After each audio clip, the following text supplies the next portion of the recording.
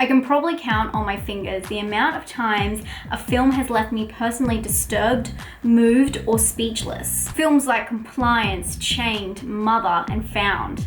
Films that layer up and tackle nightmare-fueled storylines paired with a complex, controversial subject. And if I had to describe today's film in one word, it would definitely be polarizing. And even more so, the interesting story behind it. The Evil Within is a nightmare that never ends. It's narrated by Dennis, the star of the film. Dennis is an intellectually disabled young man living with his older brother, John. Dennis feels trapped in his mind and he's angry. His brother, John, is struggling with being his caretaker and moves an antique mirror into Dennis's room one day. But the reflection shows a demonic presence that replaces the world with a nightmare. This film had me in the palm of its hand within 10 minutes.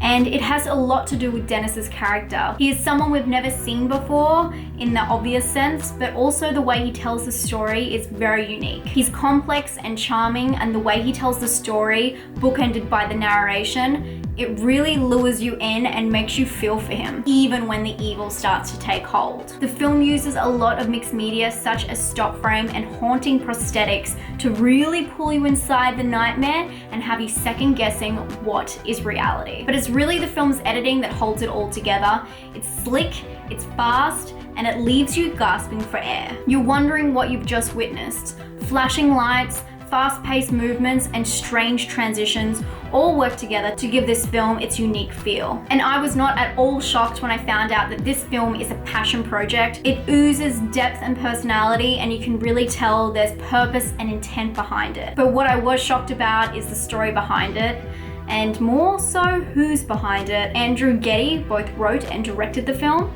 Yes, Getty family, Getty oil. But that's not where the story ends with this film.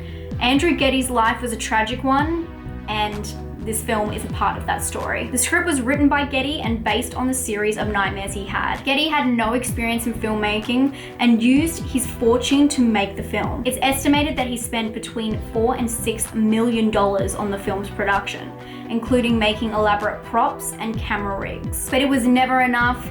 Getty spent years, and I'm saying years, focusing on the film, checking out every single frame, obsessing over it, putting the production on and off, making tweaks to characters, and sometimes even changing the actors. He spent almost 10 years on this film, but the real tragedy is that he never got to see it. Getty died on March 31st, 2015 from an ulcer-related hemorrhage. Reports indicated he had toxic levels of methamphetamine in his body. The film was picked up and finished by producer Michael LeCarey, who had also assisted with the editing. As I said before, this film left me speechless, and it really is something you just have to experience yourself. It is truly pure nightmare fuel with so many layers. This film actually did give me nightmares, I'm not lying. But there is a couple of downsides, and I think I should warn you going into this film. The production is strange as it was stretched over a decade, so it doesn't look like it was filmed in 2017.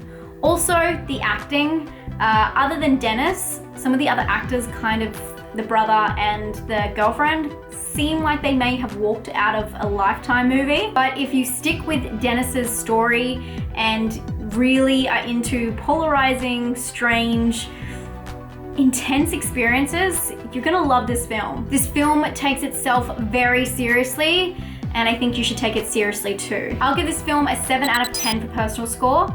For scare score, this film actually gave me nightmares, and I know that everyone's very different, so take that with a grain of salt, but I would definitely give it a 7.